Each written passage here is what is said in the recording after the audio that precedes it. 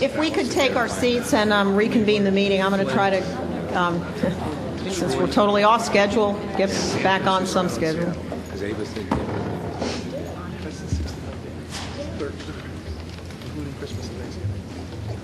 We're going to conclude the committee meeting from this morning before we go into the full meeting of the board. And we have essentially to conclude our discussion on the enrollment funding or enrollment planning for the coming year. And also we'll need to talk a little bit about our committee work plans. And I'd like to try to wrap this up as quickly as we can so that we can move into the board meeting. But I think the enrollment planning discussion is important, so I don't want to shortchange that. We'll go quickly through our committee work plans. So try to be succinct when we get to that. If I could ask the Chancellor perhaps to just frame briefly as we left the discussion when we broke for lunch so we can get our thoughts together again. Well, the reason that the board made the decision it did in 2007 was because our enrollments continued to grow and we were not receiving the support from the state that we felt was important to maintain quality. We were worried about an inability to continue to accept 2+2 transfers because 2+2 is still very, very important to the state university system. So we felt it would be important to cap our freshman enrollment growth at roughly 38,500 so that in the event that the funding support for our institutions continued to decline, we would still have seats available for our 2+2 transfers and keep the promise to them. That, in essence, is the challenge. Now, I just want to close by saying that I am optimistic for the system and for the state university system in the mid-run because I believe that we have turned a corner. We're not out of the woods yet. But this cap was a statement by the board about quality. And it honored the commitment to the students who were there who were struggling to get the courses that they needed to get so that they could graduate in a timely manner. For our institutions, it's not just who we provide access to, but who we can graduate in a timely manner. And as we continue to lose faculty, as we continue to increase class size, the difficulty of maintaining those students increases. And finally, Madam Chair, at a personal level, I am dealing with a family that has 2 children in the state university system. This fall, the junior could only find available online classes. So he is now taking 4 online classes, which he does not regard, and I believe his parents don't regard that, as a substitute for a quality classroom experience. And the daughter, who is a freshman going to become a sophomore, was going to become a dance major, and that dance department has been eliminated because of the budget cuts. So I'm dealing with that family and counseling them. And of course, many of you would recognize that that's my family. So this is a circumstance that that a lot of families throughout the state of Florida are stressing on because their sons and daughters may not be getting the quality education that they believe is necessary for competitiveness this century. Thank you, Chancellor. I know there's quite a few people who would like to speak to this issue. Governor Edwards, you opened the discussion, so you want to have the first word? Well, there's obviously very strong feelings and very legitimate positions on both sides of the argument of access versus quality.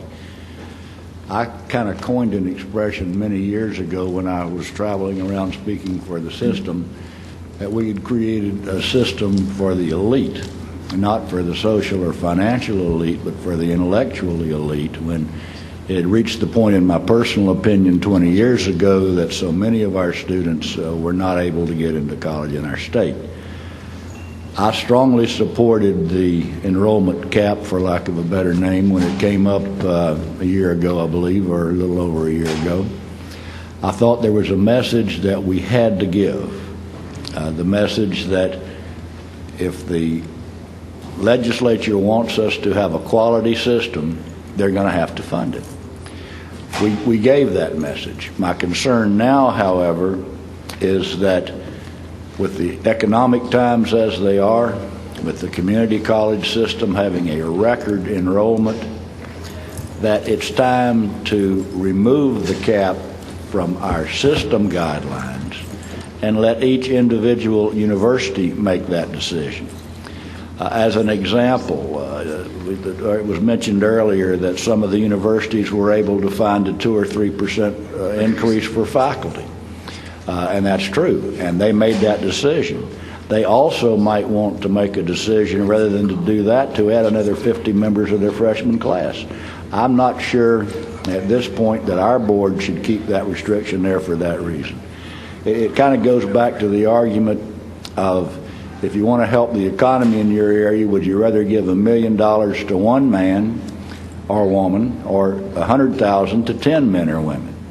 And ideally, you want to give $1 million to all 10. We can't do that. And I'm just concerned. I would rather say, if it comes to this, it wasn't our decision. We fought for quality.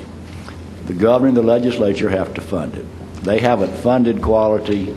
I would rather have 10 people at $100,000 than one at $1 million, and that's quality versus access.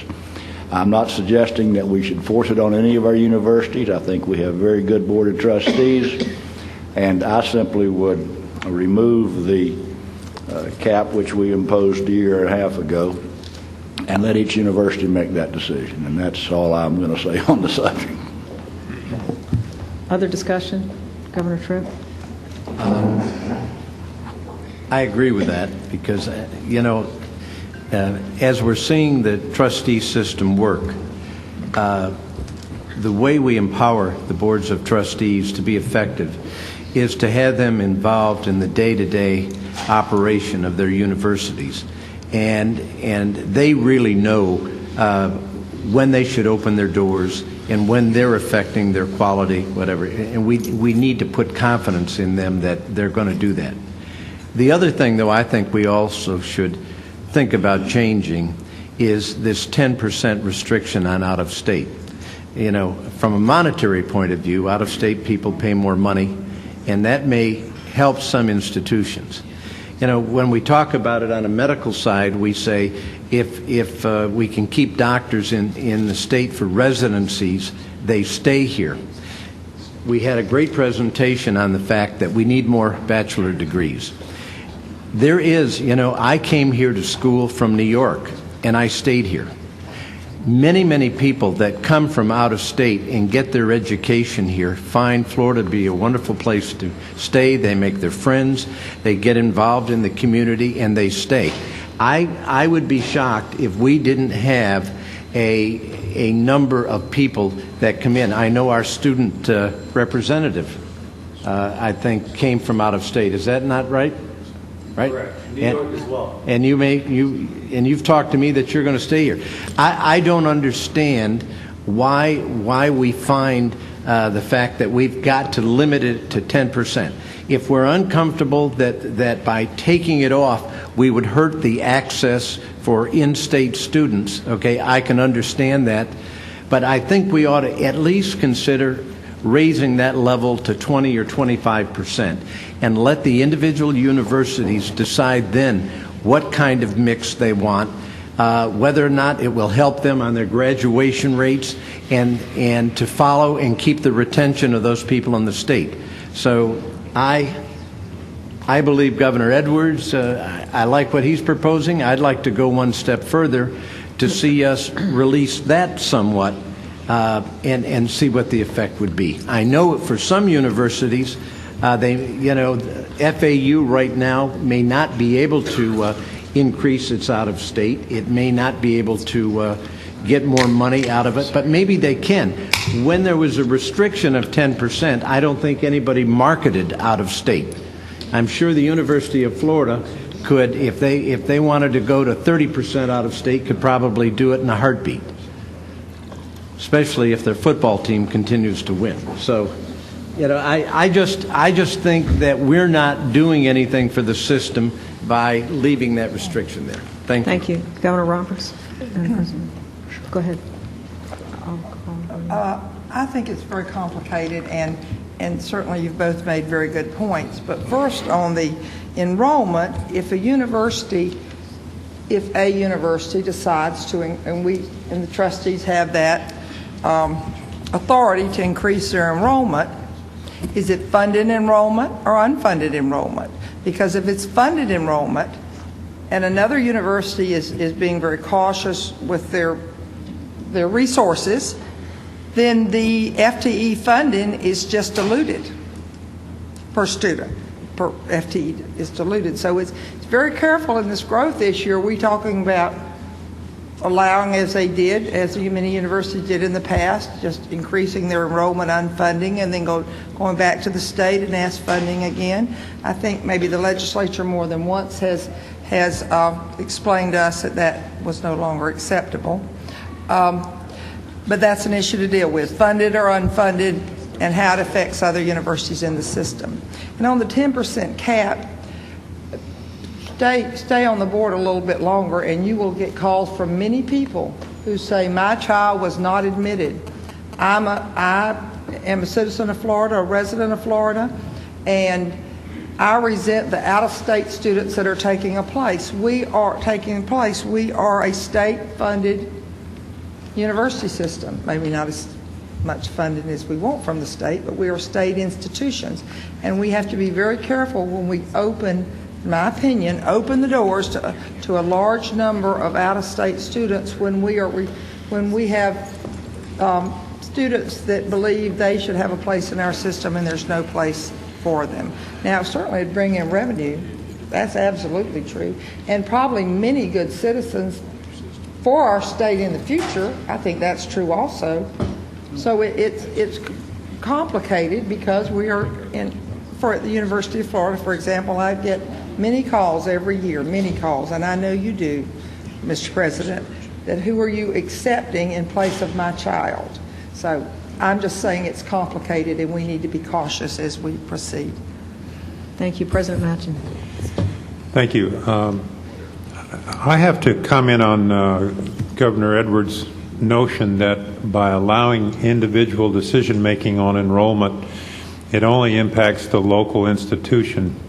In a finite funding model, which is what we've had for the last year, it looks like we're going to have for the next couple of years, it impacts all of us because if one school takes more students and the dollar amount's the same, you're going to continue. Mark, is there any way you could put your little sickening red graph up on the board there, the one that shows the 20-year drop in dollars?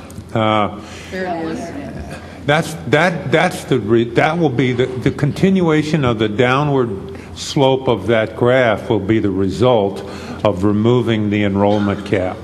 And at some point, the Board of Governors has to say enough is enough. We have to ensure some level of funding before we can feel comfortable that an undergraduate FTE is adequately funded. So I'm not,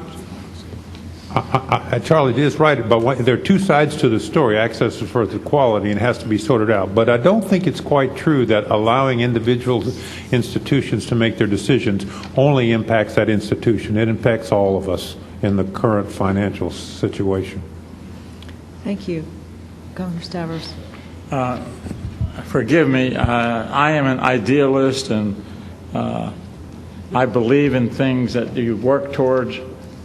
I have met with the governor a number of times, Governor Charlie. He wants access. He wants access for the students of Florida. We can't have access, I've told him, if we curtail enrollment, which is the opposite of access.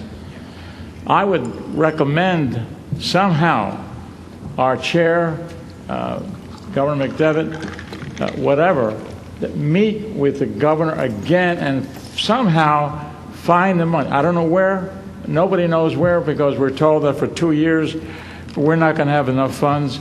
We're lacking funds. But we cannot let the education of our students of Florida go down the drain. We must insist somewhere along the line, we find funds to have access. This is what Governor Charlie Crist wants, and we'll work with him, but he's got to find the money. I'm sorry, that's the way I feel. Thank you. Yes. As Governor Tripp and Governor Edwards mentioned, I agree wholeheartedly, but not at this point in time. And if you look at those, the two ideas that you mentioned as far as reducing the 10% cap as well as removing the enrollment cap, it's a couple, but it's not a couple that could be married at this point in time. And the reason being is, as a Board of Trustee member, will it bring more money into the institution, decrease or allowing an increase in the cap for out-of-state students? Yes. And it may be something that the Board of Trustees would look positively upon at different institutions to bring in more revenue.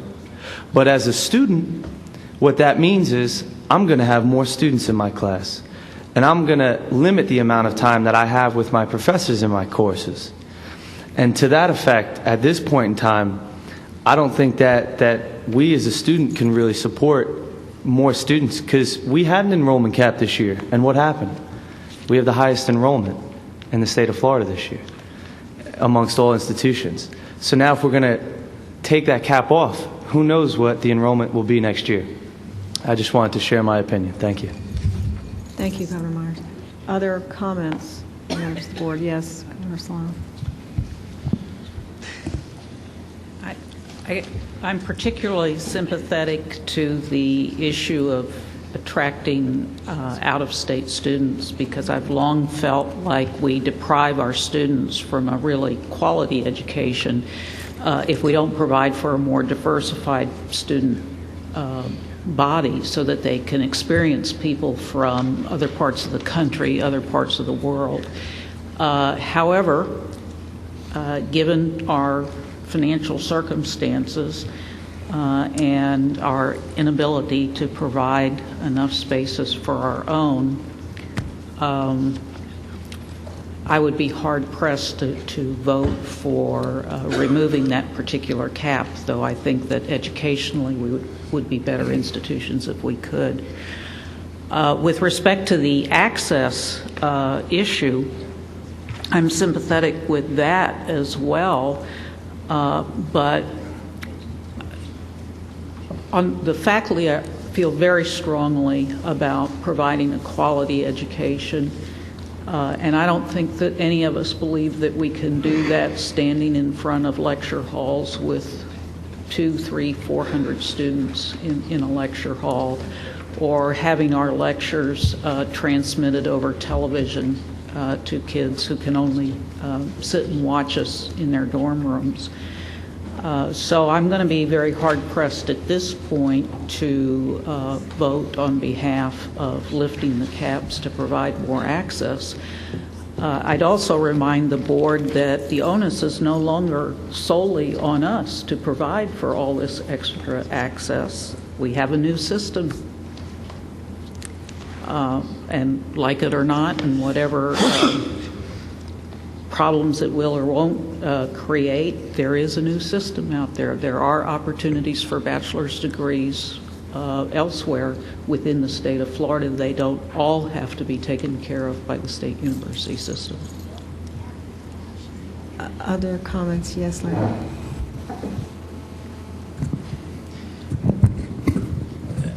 There are a lot of misunderstandings regarding some of the comments, because if you're over-enrolled and they build the funding formula on the enrolled plan, whether you're enrolled or not, the funding formula doesn't change because they're building that in a different way. Second, if you bring in out-of-state students, once you have fully served every Floridian and met the legislative enrollment plan, that provides more faculty, more resources, and a higher quality of environment for those students. And third, and most fundamentally, I find it astounding that we are sitting here continuing to talk about access without doing the kind of systematic analysis of enrollment from K-12 into colleges and universities. Since 1999, the percentage of students going into higher education in the state of Florida has remained dead flat. And the number of high school students, the only reason these systems have grown is because the number of high school students, total number is increasing, even though standard diploma percentage-wise have been decreasing. So when people talk about access, they ought to first systematically take a look at the data. It's very difficult to get clean data out of the community colleges. If you take a look at data from the SUS, where you can get very good data, it is not clear that access is a problem. They may not get into the University of Florida where they want, but there has always been a spot for students. I would urge whoever can, and there's only really Jay Pfeiffer has the access to the data, to systematically look at it. If you look at any of the patterns of starting with kindergarten and as a biologist do a standard life table, what is the transition from one year to the next, and follow that from their standard diplomas into college, it is not clear at all that access is a major problem. And we sit around for hours talking about it as if we had the information in front of us to say, this is the number of students denied access to universities and community colleges, when there is no evidence of that. The same thing if you look at community college degrees, whether it's AA or service degrees or anything else. It's not a simple access issue. It's more complicated than that. Well, if I may, so what's your position on the issue? I'm having trouble The connecting position on the dots. issue is that 10% doesn't affect the current in-state students, because the legislature says how many they're going to fund. Once you have that number of students in, if you bring in out-of-state students that are paying at a higher rate that exceeds tuition plus GR, that gives you additional resources to bring in more faculty, to lower class size, and increase the quality of the environment for all of your students. I got that part, but what about the cap? The issue is of freezing enrollment. I'm not sure I understand how you're I don't funding think you for need it. a cap. Because you think there's plenty of access? I and think that- there's plenty of access. Okay, Governor Edwards? Let me define it by making a motion, then we'll know what we're talking about. I move that we repeal the limitation on freshman enrollment. Okay. Other comments? I would like to Yeah. ask if you would accept an amendment to that to include changing the out-of-state from 10% to 25%. Norm, I think those are two different Yeah. issues, and I don't mind taking that up next. That's up to the chair, but I don't think that those issues are related. They could be. I think we're going to complicate the outcome by mixing them up negatively for one or the Then other. I'll withdraw it and I'll make a separate Thank motion. you. So is there a second to Governor Edwards' motion? We're going to continue discussion. I second. Thank you. Other comments? Oh, I'm sorry, President Hitt, go ahead. There may have been some value in making a statement a year ago. I suppose there was. But, you know, if you look at the institutions that have, pick the four institutions that I'm aware of that have 25 or more thousand applications for freshman admission. We all turn away about half of those every year. So you've got 50,000 students being turned away, give or take, 40 to 50,000. Florida, Florida State, UCF, USF all have 24 to 28,000 applications for freshman admission for the fall, summer, fall. If all of us turn away another 1,000, will anyone notice? I mean, you're already turning away 40 to 50,000. Will another 4,000 to 5,000 be noticed in all of those rejection letters? I'm not sure they would be or were.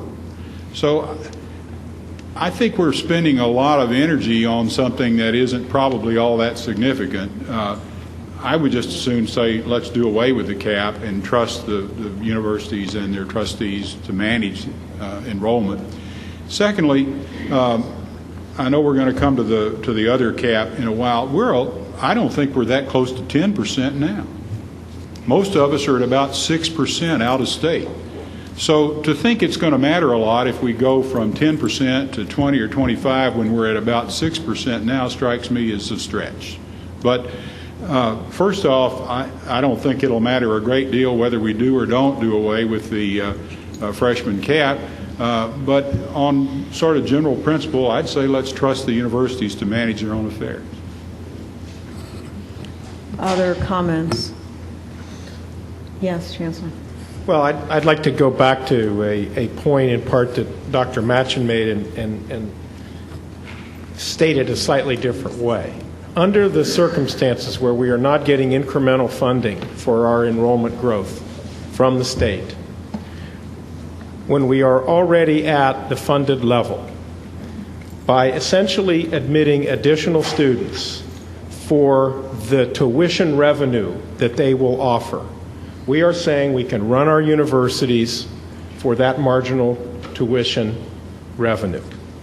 And I believe it makes it much more difficult if we are saying we can run our universities at essentially the revenue that comes in from tuition to justify a request for an amount that really begins to get at the true cost of educating those students.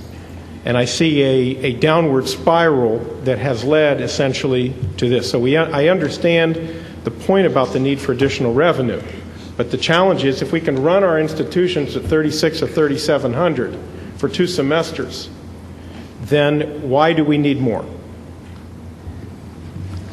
I'd like to make a comment, if I may, Governor Tripp, and then I'll refer to you. The challenge that I see is that in the time that I've served on this board, and it's not nearly as long as some of the other members, the thing that concerns me is the lack of consistency. And what happens is we do something for a while until we get tired of doing it, and then we do something else until we get tired of doing that.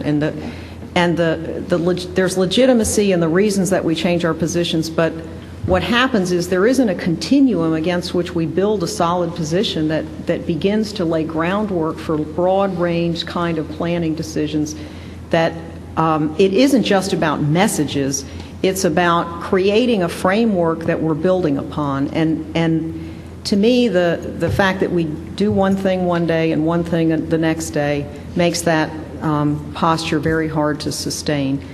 To me, the challenge we face is that my perception of the need for consistency in building the framework with the issue of sending a message to the contrary that we aren't committed to access.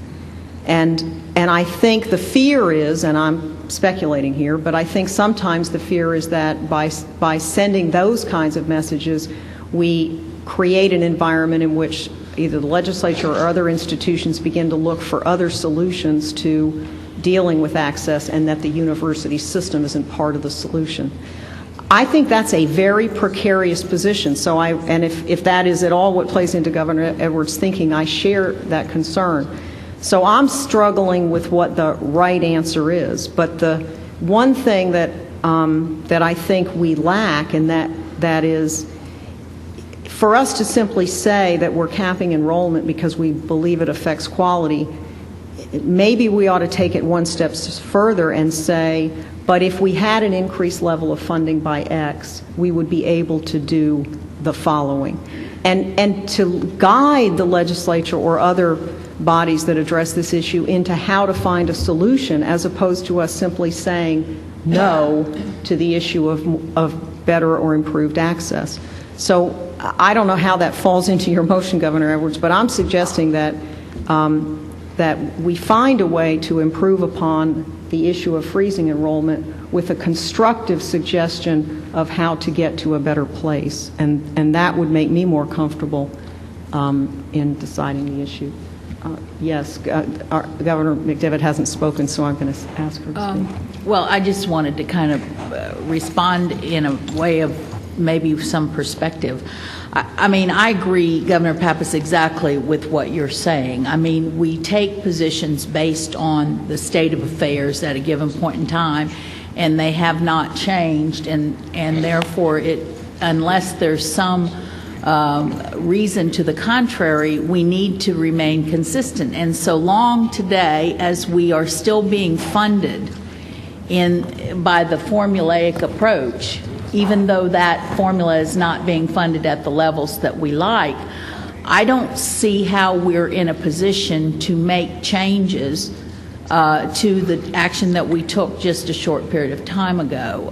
But to take that one step further, part of what this committee was going to begin its work on was to develop the Forward by Design program, and part of that was the Accord. And that was the very purpose of the Accord, and that was to develop appropriate and predictable funding formulas, flexible tuition, and all of the other things that go with it, which then lends itself right back to the ability to open enrollment again, because now we have the ability to plan and to recognize a different method of funding. I mean, I understand the things. I mean, I see you're shaking your head, so speak up, and I'll finish when you finish. Well, thank you, Chairman.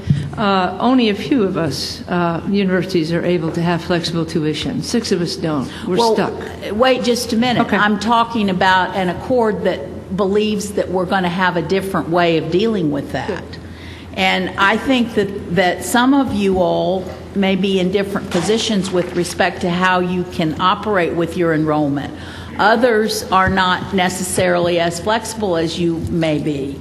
And I think that we need, I'm very concerned about our consistency as well in terms of the actions that we take and the way that we move forward, because we either believed this when we took the action or we didn't. And at the time, I didn't hear a great outcry about not doing it. So I'm having a hard time to see what's changed.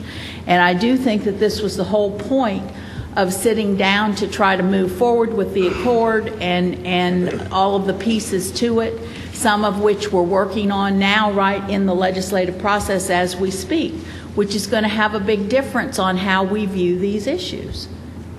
Yes, sir. I mean, excuse me, I'm finished. Go ahead, Governor. Yes. Go ahead, Governor Edwards. Just two quick comments. One, our newer universities, our smaller universities, have a lot of new facilities that have been constructed in recent years that are not being fully utilized. So if we talk about getting the correct dollar allocation and the best use for our funds, here we're telling these universities that they can't take any more students, even though they have already gone out and constructed the buildings, millions of dollars worth of buildings to handle those. And second, with all due respect to the Chancellor, who I have a lot of admiration for, I just figured out how to improve the quality.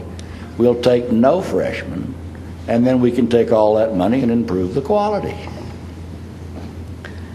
Well, I mean, I do think that it's possible that in certain circumstances, and your geography might play a role, that we could have a situation where institutions could request an exception to this if they could show that there's good reason why they can take a few or 100 or whatever the number is additional freshmen and not create a situation that you can't excise yourself from going forward. I mean, maybe that's the way we would approach it.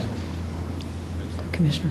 Yeah, maybe I missed something in the materials here, but if there's a body of data that would support a decision one way or another that might help us inform this, the questions I'd have is this kind of a change that is supported by the university presidents across the board, or is there different points of view?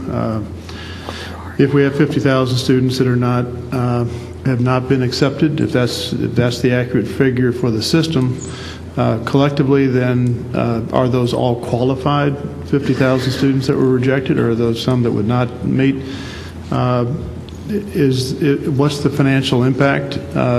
Because we are looking at a year next year that's estimates of somewhere between $2.6 and $3.5 billion reduction in general revenue for the state.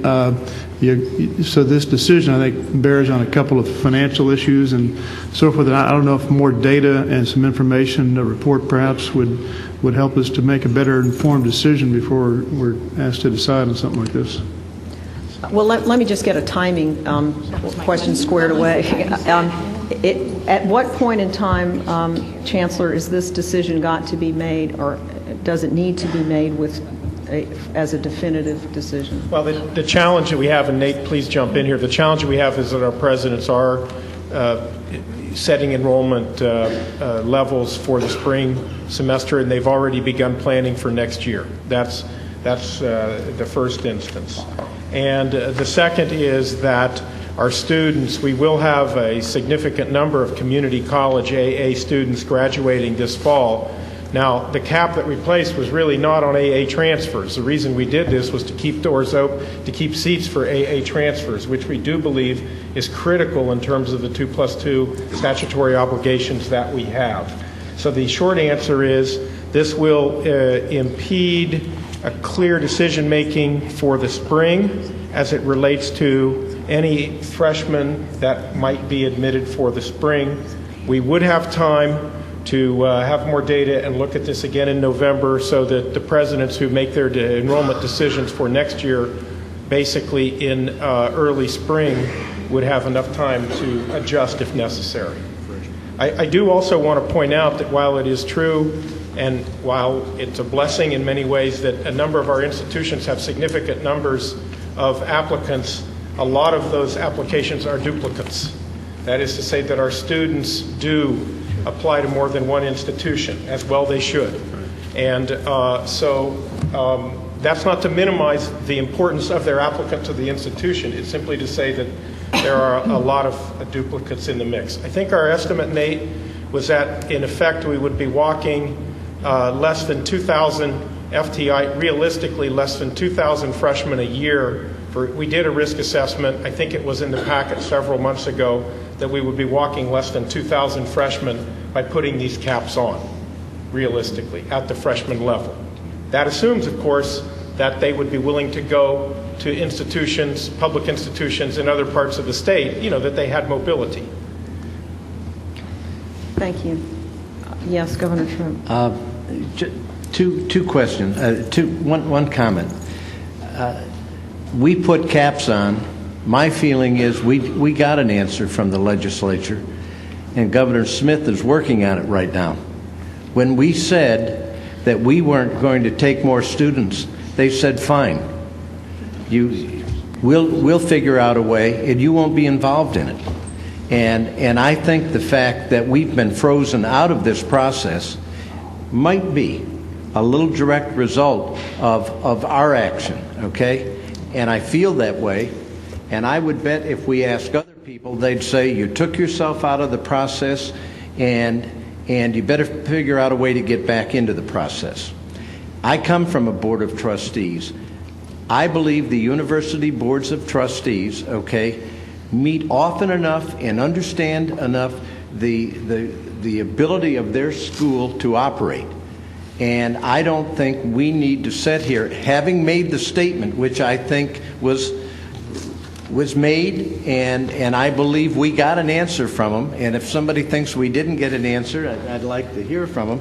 Now I think we need to move away from that and empower the local boards of trustees to deal with this issue. With regard to the issue I brought up about out-of-state, we had discussions. When it could only be 10%, nobody is going to go out and market outside. The world out there knows don't apply to Florida because they have such a limited amount, you're not going to get in anyway. And so I just think some of these arguments, we're not changing anything. We're just moving the authority making or the power closer to the action. Each one of these schools are different.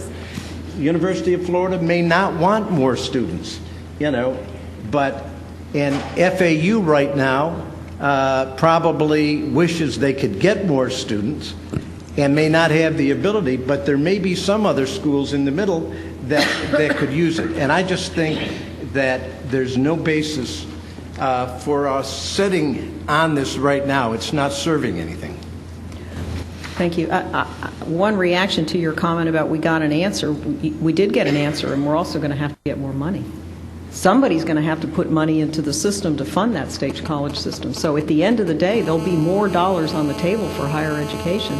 So I'm not sure I'm not sure that the answer was necessarily a negative reaction in terms of the needs of the state and the needs of higher education, that the fact that we aren't the ones running the show, well, maybe we should be or maybe we shouldn't be, but if we got more dollars, then I think we did something pretty good. Yeah, that's just a different perspective.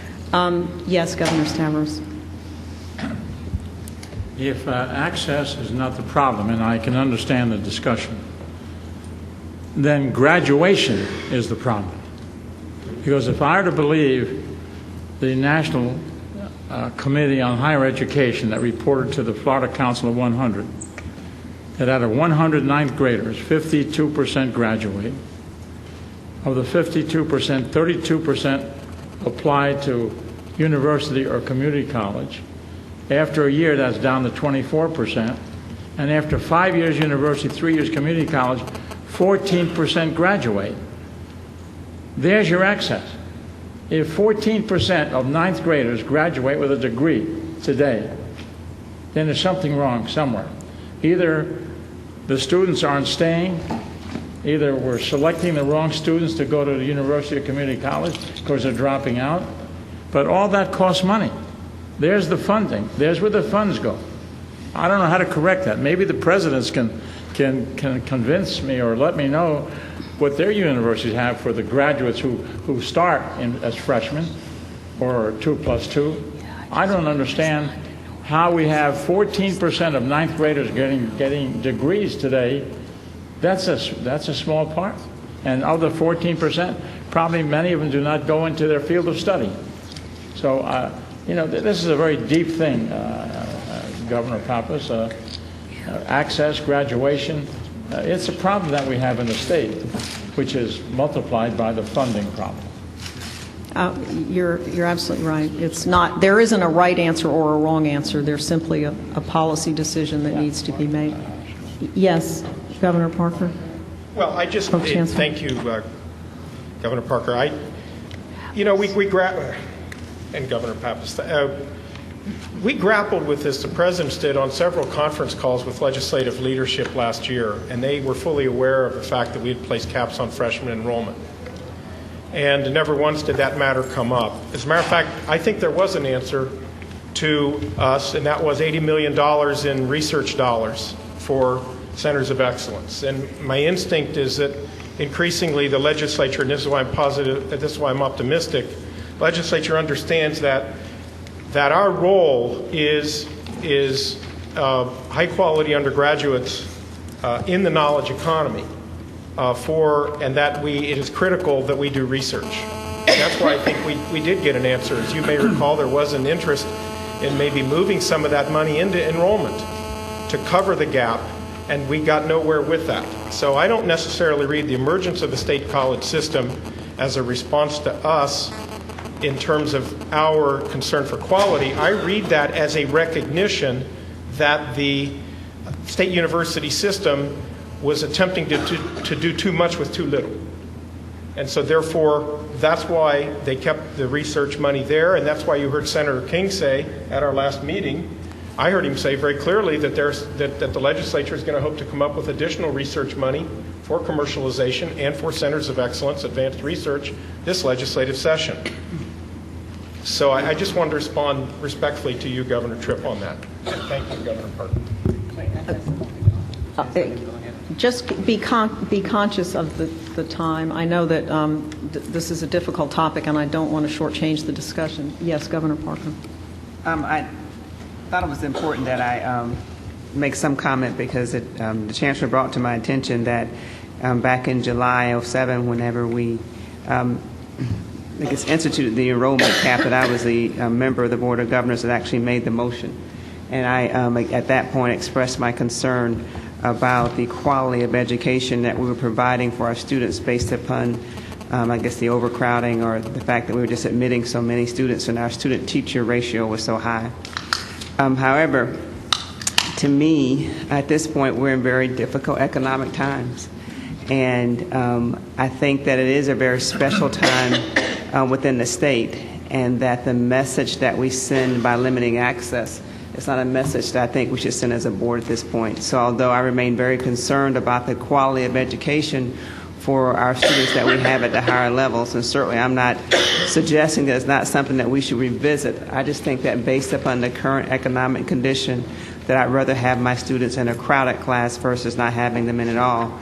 And I understand you said we're just talking about a small number of students in the scheme of things, I think based upon the comment that we got from Dr. Hitt.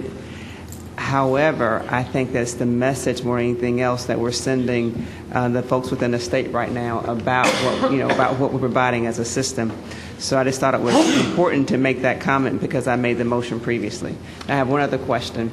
I guess in my briefing, I had a question about whether or not we're actually going to take a vote on this issue, and I thought I was under the impression that we were going to have discussion about it and that we would take a vote at the next meeting. And I want to make sure that I guess I heard from the Chancellor that whether we vote on it now versus whether we vote on it in November,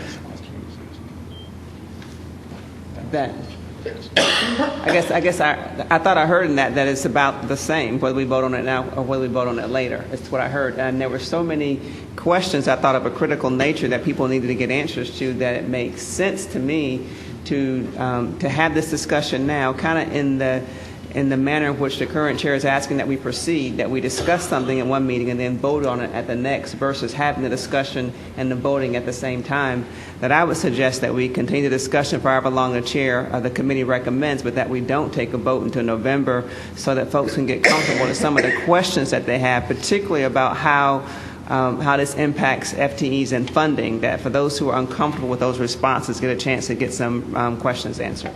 Those are my comments. Well, there's a motion and a second with regard to... I have no problem with that, Norm, do you? I'll withdraw the motion. Make it again in November. I would suggest that so that the discussion is productive, if there's additional data that should be brought forth, just having another vetting session about the same subject matter is not worthwhile. So if there's additional data that would help us be better educated about the solutions, I would hope to see it. Otherwise, we're just going to rehash it. Governor Duncan, I'm sorry. And mine really is just a simple question to come back with. The enrollment plans in front of us, are there universities that are unhappy with the plans that were presented, and so we're reacting to a problem that you weren't able to do what you wanted to do with the enrollment plans? Or I'm trying to get my arms around, I'd like to know how this affects each of the institutions kind of, and where the problem is, kind of to the point you made earlier, Governor McDevitt, of if there's a special case that we're trying to address, I'd like to understand those circumstances better. I'd also like to understand a concept that Governor McDevitt expressed, which is there a way to make this a general rule that has the opportunity for exception, and what the filter or criteria would be for granting an exception? I'd like, if it be possible, I'd like to bring that, Governor Duncan's, the answers to this board's attention as soon as possible, and also indicate that there may be several instances where an exception would be called for in terms of the freshman cap.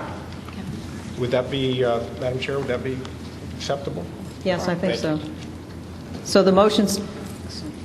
Anything? Yeah, go ahead. Just one comment. Over the next several months before we vote on this issue, I would like to know, if we remove the cap, what is the impact that we have on each university? In hearing the dialogue here today and understanding the issue before, quality versus quantity, if you will, but it seems like, and correct me if I'm wrong, that a number of universities have indicated that they would like to see the cap removed. If that is in fact the case, then what would you do in terms of setting your enrollment projections?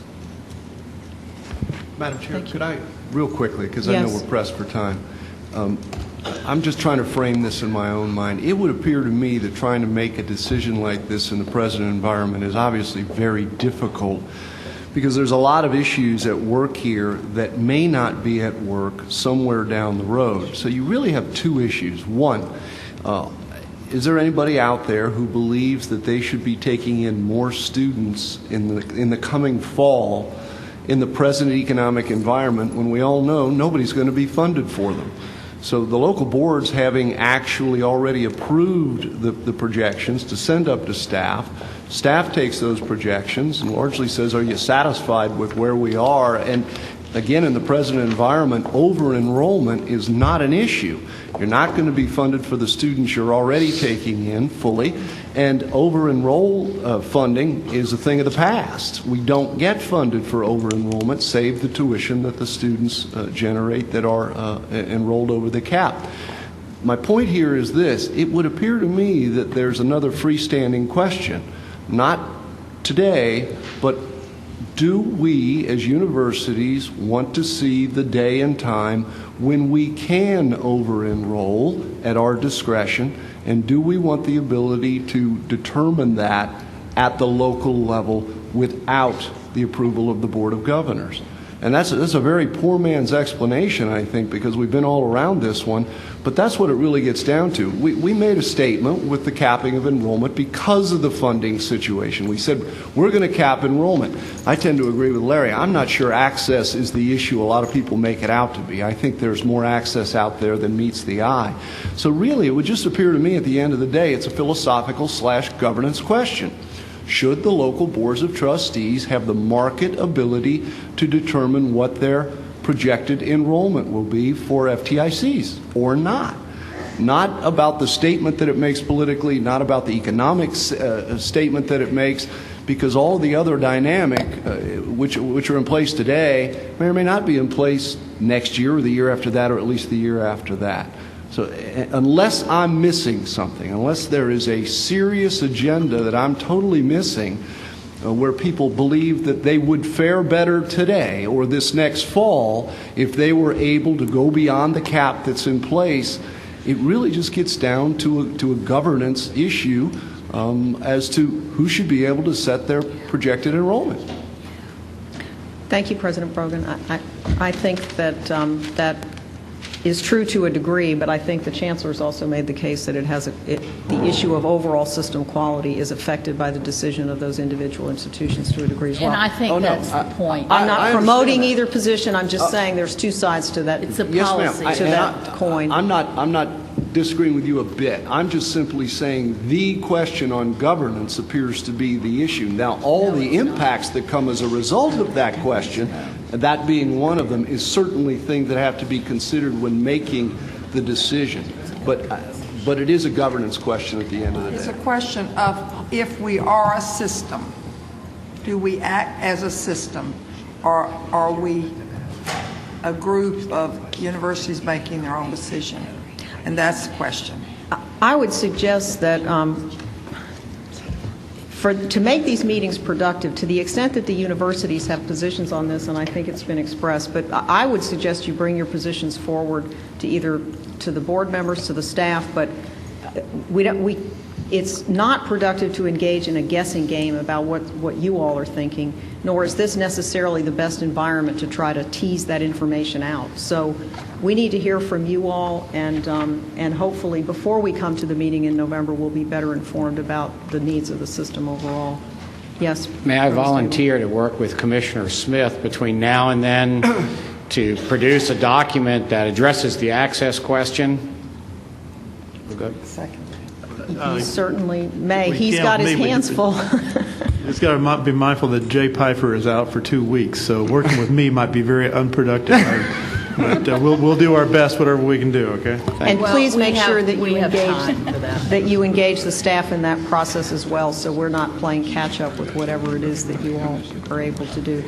I believe that could I raise my issue, and rather than having the whole discussion, just have that come up in November and ask them to also talk about the out-of-state issue? I don't think we need to go all around the room, but I would like to raise that again next time And if we could just piggyback that on. Certainly, if you all have some information on that issue as well. Thank you, Governor Tripp. We are going to move the discussion of the work plans to our next meeting due to time constraints. I would tell you that there's still a work in progress in terms of trying to make them a user-friendly document, so that I will simply say the goal of it for the Strategic Planning Committee is perhaps even more challenging than some of the other committees because it's such a diverse set of missions. What we're trying to achieve is a template that shows people where we're going, how we're going to get there, and the timetable we're going to get there in. And the fact that we're going to do it with persistence and continuity so that we have clear recollection from discussion to discussion that leads us to an appropriate conclusion. And that's the goal. We'll try to make a document that you can work with and understand more readily, and by the next meeting we hope to have that. Do I have any other business to be brought before this committee? Seeing none. Wait a minute. The Chancellor wants to comment. Just Madam Chair, I would like to just point out to presidents and to provosts and academic planners that we have made some modifications in terms of how we're doing our planning, and it will be important that we'll try to spend some time with you offline to make sure that everyone is sensitive to that, because how we've done it and how we're going to be doing it is changing. Thank you. Thank you, Chancellor. Any other comments? Was that a comment? May I just add one Yes. thing? The topic of differential tuition as it applies to all SUS institutions needs to be part of the conversation of enrollment caps. If we talk about individual boards of trustees being able to make decisions with regard to their long-term strategic plans and shorter-term tactical operations within the environment that we now live, then those two things are coupled together. Thank you. Seeing no other comments, our committee meeting is adjourned.